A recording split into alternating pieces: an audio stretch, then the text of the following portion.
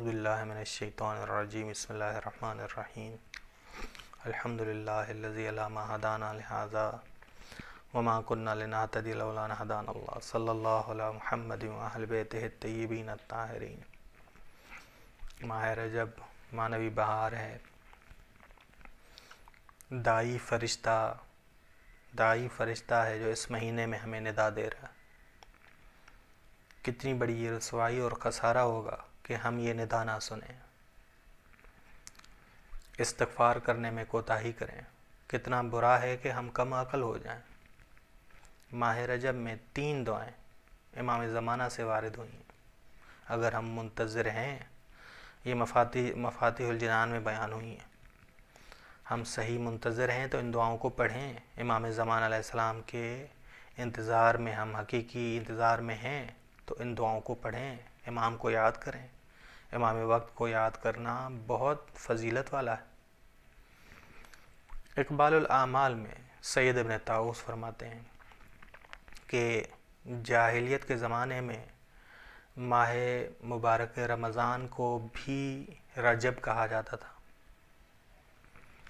اور ماہ رجب کو بھی رجب کہا جاتا تھا، یعنی شعبان سے پہلے جو مہینہ ہے اسے بھی ماہ رجب، ماہ شعبان کے بعد والا مہینے کو بھی ماہ رجب کہا جاتا تھا جاہلیت کے زمانے میں۔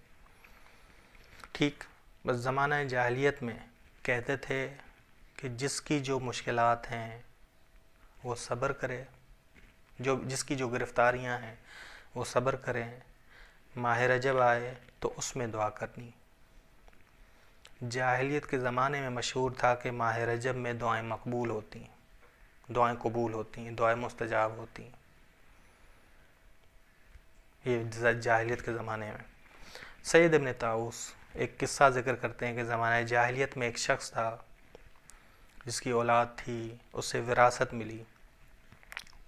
جب وراثت ملی تو چند بدمعاش لوگ آئے، اس پر حملہ کیا اور اس کی وراثت کو چھین لیا۔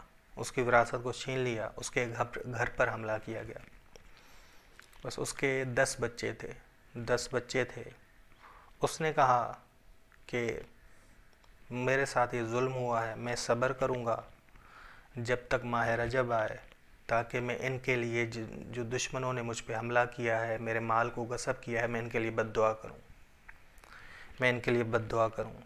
بس ماہ رجب میں اس شخص نے مکے میں، جاہلیت کا زمانہ تھا تو دعائیں اشعار کی صورت میں پڑھتے تھے، بس اس نے بد دعا کی اشعاری صورت میں، خدا سے مدد بھی طلب کی کہ خدا میری مدد کر، اور دشمنوں کے لیے بھی بد دعا کی،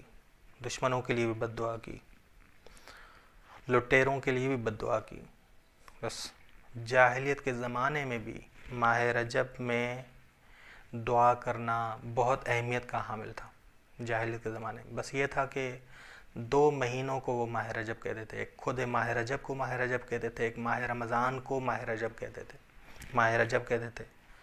بس ہم بھی اس نعمت سے، اس فرصت سے فائدہ اٹھائیں۔ آیت اللہ حق شناس فرماتے ہیں کہ ماہ رجب میں اللہ سے ہدایت کے علاوہ کوئی چیز طلب نہ کریں۔ باقی مہینوں میں آپ دنیا کو طلب کریں، لیکن اس مہینے میں ہدایت کو طلب کریں، کیونکہ یہ معنوی بہار ہے۔